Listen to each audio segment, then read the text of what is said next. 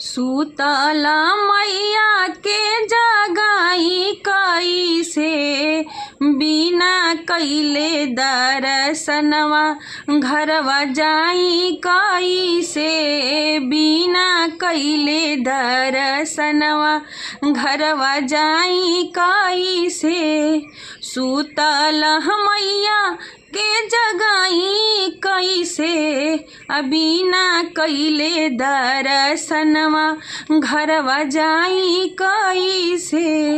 बिंदिया ले आईनी मैया के, सिंदूर ले आईनी, सड़िया ले आईनी मैया के, लहंगा ले आईनी।